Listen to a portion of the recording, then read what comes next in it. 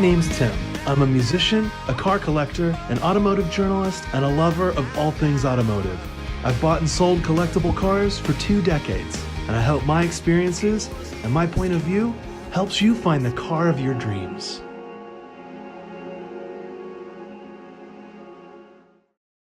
It wasn't since the 70s and the Ferrari Daytona that Ferrari had made a proper V12 front-engine coupe. They had sort of made their name in the 50s, late 50s and 60s with cars like the 250 long wheelbase, Lusso, short wheelbase, GTO that were all front engine. Here we have a return to front engine V12, 5.5 liter, and a little over 480 horsepower. So a very potent package.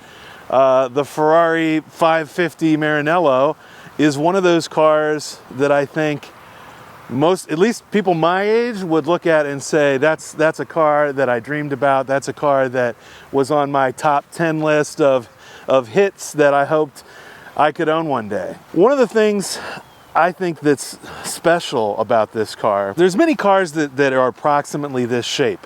Long bonnet, short trunk, transaxle layout. That's not unique. I mean, there's the 928, the 944. There's lots of cars that echo this. Even the Supra of the era shares styling cues with this car. But what made it truly unique is the design by Pininfarina. You could park it in your garage, be sat in a chair, and just look at this car for hours. It's one of those things that the sculpting on these side vents, the way the headlights fit into the car, even the bonnet bulge, which at the time some people thought was like a little over the top for Ferrari. I think the styling, the more you look at it, the more perfect it is. This car was launched in tandem with a 4-seat car called the 456, which has different suspension and a slightly different engine, a little bit less horsepower. This was the daddy at the time. And Luca de Montezemolo had taken over at Ferrari. He was vocally not happy with where the 348 was and really wanted to sort of move them forward past the 355, past cars like that, and really sort of do a new era. And that's what this car is. It's a new era of Ferrari that harkens back to the old. And you know what's interesting to me? This car truly echoes the Daytona, but it's not derivative. It's not a new version of the Daytona. And that's what I think that where this car's strength is it really came in and it used existing Ferrari language, like the double rear lights, the upswept tail. You know, it echoed elements of Ferrari's past, but it was a totally new design. And I think that that's where Ferrari nowadays has sort of gone wrong, is that they'll bring out a new model and it's totally derivative. Pininfarina is the secret sauce for Ferrari.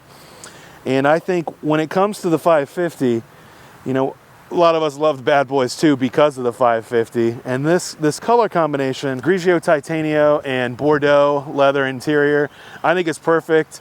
I've seen this spec'd with like bright red leather, and it just doesn't hit the same way. So I think this is peak. If you are into 550, and you know I have a soft spot for blue Ferraris. This kind of gray has a lot of elements of blue in it. This car is just absolutely stunning.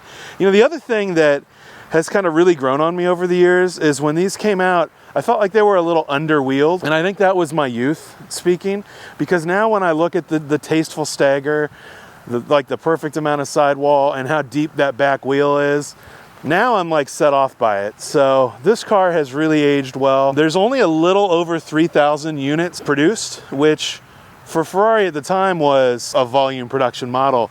For Ferrari now, exotic cars are so popular right now that, you know, most models, you even get close almost building that many every couple years. So it's truly exceptional. I think it's one of those cars that, fortunately for those of us who love it, you've started to see it sort of creep up in value, and now I think you're going to see it really sort of explode in value. If this is the car you always dreamed about and always wanted, it's hard to really fault this car. We'll take it on a drive, and I'll discuss some of my thoughts on you know, how it performs, those sorts of things. That is somewhat subjective, and that will be my opinion. I think the one thing that is absolutely incontrovertible is it's a timeless, beautiful style. Now, interestingly, before I bought the 348, I was actually looking at 456s and 550s, so I drove a fair number of these cars. I was actually shocked how deteriorated most of them were. This is in a time where in the early 2000s, late 90s, early 2000s, European manufacturers in particular were really sort of looking at ways to be more sustainable or recyclable. So you had things like these rubber gaskets around the window, these rubber gaskets around the headlights.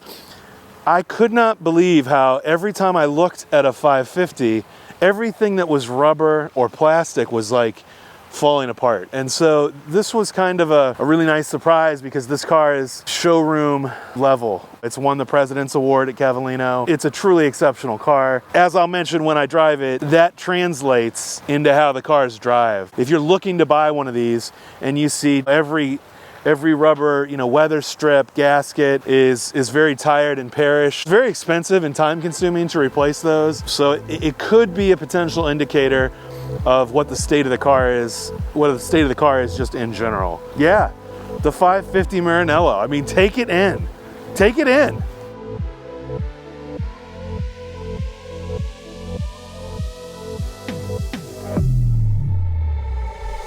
The 550 Maranello is probably the perfect example of front engine rear wheel drive. This car is a transaxle car, so that means the transmission is out back, and it feels very 50-50. One of the things that really got me addicted to these cars was Harry Metcalf ran one of these. When Evo was pretty much a new magazine, I just remember watching his love of the car, his passion for Ferrari, and the way he talked about how it drove and how it, you know, behaved in corners and just everything. And honestly, these seats are absolutely brilliant.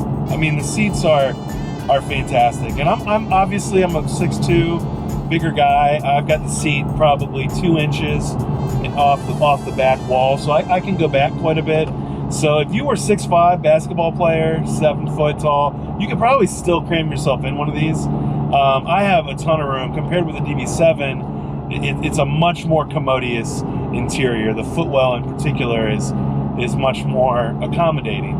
Now, in terms of performance, here we are again with this insanely quiet exhaust from the factory. I guess that is what it is.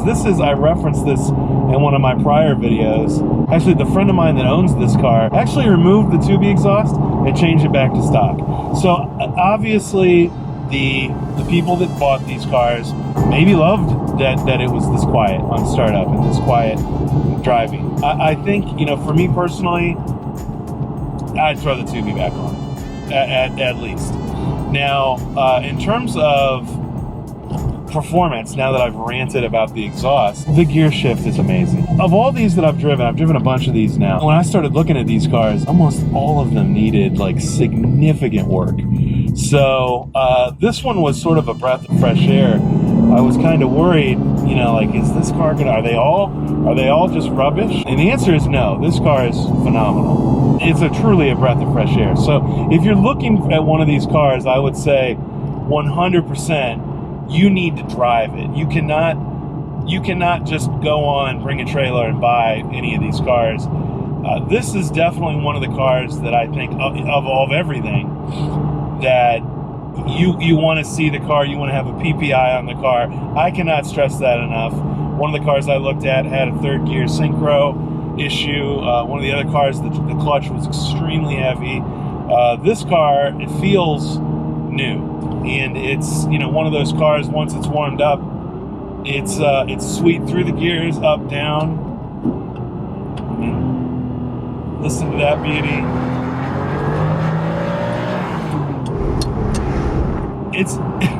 It's a great car. In that era, cars started having 400, 500 horsepower. And this car was nearly 500 horsepower. I mean, let's call it 480. Kind of depending on what market the car was in. A good amount of power, 0 to 60 in just over 4 seconds, quarter mile in mid-12s. It had the performance. Now, it is a GT car, and right now as I drive along, it is a little more softly sprung than maybe you would think it would be. In a British car, I really, really like that. Like in the DB7, in any British car. British cars, I feel like all of them are set up to dive and squat, you know, all that stuff. And this dives and squats.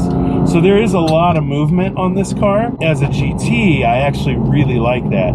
Here's where the caveat is that the steering remains absolutely razor sharp. You know, I mentioned in the Grand Sport how sharp the steering is. The steering is just really, really sharp on this car, and it produces a lot of power. So it's one of those things where the power's right. On the limit, it's interesting. On the limit, I would almost like a little bit, I don't say duller steering, maybe a slower rack or a little less rack may have been the answer. So that's me. Now I don't know. I would not be saying that this is a caveat necessarily or a complaint. I'm relaying this only so much as that's my driving impression of the car. It has very tactile steering. You can feel everything that the car is doing. It's not a criticism, because I think as a GT, it's great. It's much softer than like a 360 or a 430. And in terms of power, it doesn't matter the revs. You know, we're in 5th gear, 3200. You know, it's got power. But then when you really, you know, drop it a cog, it does sound good too. It's just, it could use a little more exhaust razzle dazzle. So,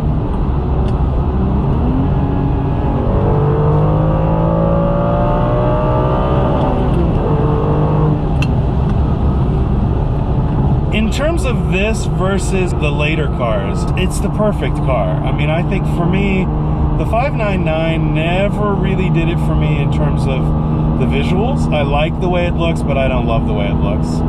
With regards to this car, I don't know, there's just a timelessness and a perfection to this car. The takeaway from the car is that Ferraris from before this era and Ferraris now, after this era, this is a absolutely impeccable, complete car. Whereas before that, they were sort of like, I mean, like, they weren't exactly like, it was you bought the engine and you got the car for free. And that was sort of how it was. They were all like very engine dominated, very performant. This is just a great car, like overall. From this point forward, not only did they make a really good, compelling, like performance car, they made a great car. This is a great car, and it's solid. And again, I can't stress enough how all the 550s I drove, most of them were not that. Most of them were very tired, and were still like the asking price of normal Ferraris. So, you know, this car is a little bit of a standout. This car has 16,000 miles on it currently, which is, you know, it's low miles. And this car was definitely loved and continues to be loved. So, you know, that is a plus. In terms of other things dynamically, I say this a lot about Italian cars, but they get the diffs so right. The differential tuning on this car is absolutely impeccable.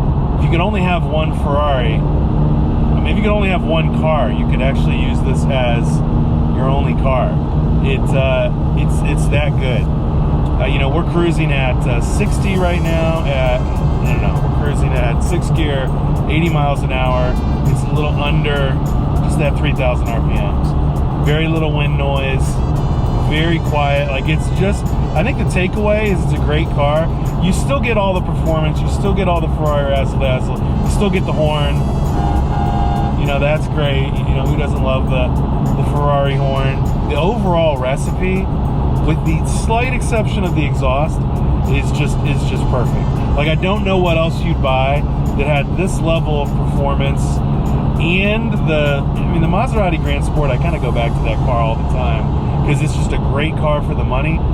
This car is so much more of an event and so much more special all the time than that car, and it does feel significantly more quality. Again, I cannot stress enough how much they really up the ante on quality with the 550. And I would say the 456. I drove a really nice 456. If you need back seats, the 456 I think is a legitimate option. I think in terms of collectability, the 550 is like peerless. Like, literally, I think the 550 is just going to be one of those Ferraris that's as good as it gets. I hate to say this, but I remember when like Ferrari 330s were still like, you know, $180,000 or, you know, $200,000. I think this car right now, they were 60 at one point for one of these things. You know, now it's like they're well over 100, and I've seen, you know, really, really good examples are 200. That makes me sad because that's kind of at the point where if I owned the car, I would kind of stop using it in the same way. You kind of start almost like revering it a little more. That could be me. That could be a total like socioeconomic bit of commentary. This car is going to shoot up in value. Are we going to see $1 million 550 Maranello? Yeah, I think so. Will it be red and tan? No. I think absolutely cars that are in interesting colors are where it's at. This Bordeaux interior, I can't even tell you. Like, if I could add this car to my collection right now, I would. Absolutely. Absolutely. I remember when these were 60, and unfortunately I didn't have $60,000. And like, I knew at that time, I was like, man, I'm gonna regret not getting one of these. And I do. I do regret it. But maybe one day I'll have one. I think any Ferrari collection that doesn't have one of these is not a Ferrari collection. I think this car is so usable all the time too, that you could have this car, you could use it like a car. I mean, one of these with 150,000 miles would be totally understandable.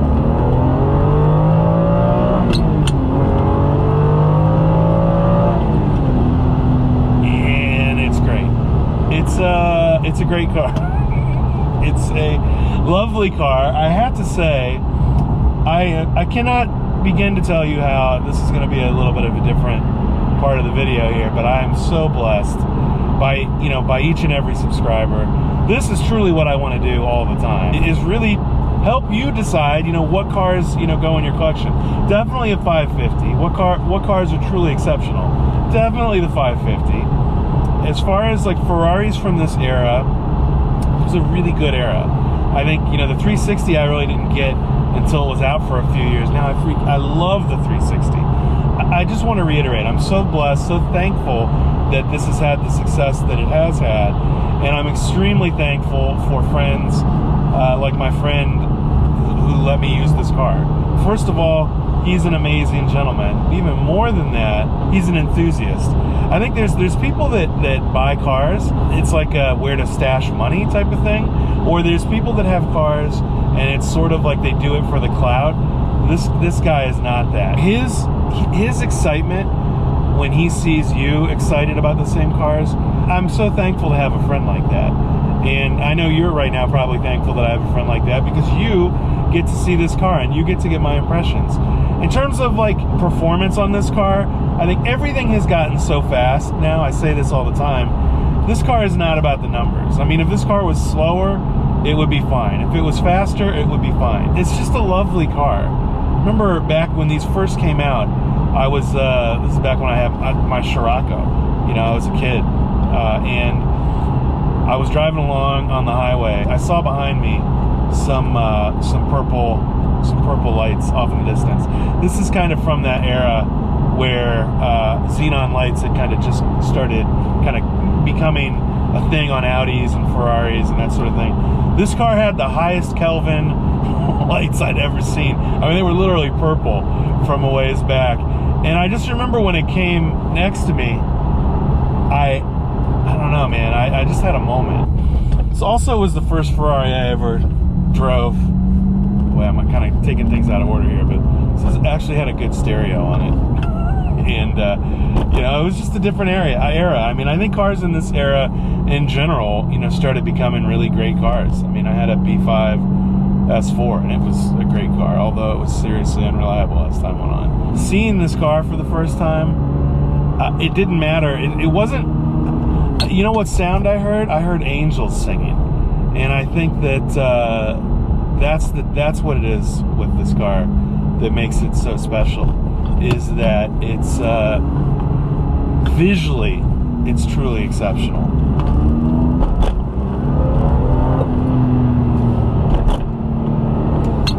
And that's something, you know, that's something special. A car that makes you feel things just from looking at it, Ferrari does that really well.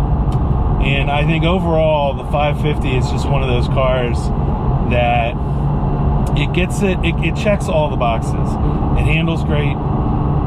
It's a car that you could use as an actual car. A lot of times, I'll be honest, a lot of the cars I have are not necessarily cars you would want to use as actual cars because they're so focused.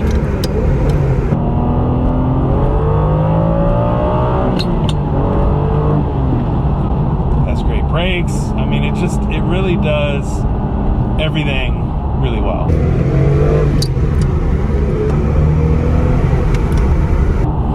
So, is it the car for you? I'll finish my rambling here.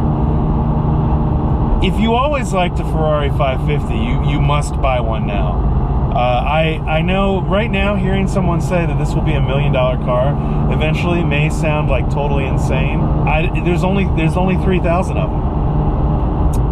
They're not all equal. So if you find a really nice one, again, I think at some point, really nice. And I'm not talking about the Barchetta. There's variants of this car. I'm not talking about any of that. I'm not talking about the 575, which I think looks more fussy. I'm not a huge fan of the lights or the bumper or any of the changes. I think the 550, it's one of those cars where they just nailed it. You know, I think with the 348, they nailed that car for me.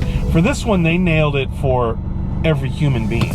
Like, there's no one that sees this car and is like, oh yeah, that's an okay Ferrari. No, they see this. I mean, that guy. People like lose their mind. If it's a supercar and it's slammed and your roof is 35 inches tall, then like that just by sheer drama demands that you look at it. This demands that you look at it because it's beautiful. And if you want one, you have to get it now. And that's the 550.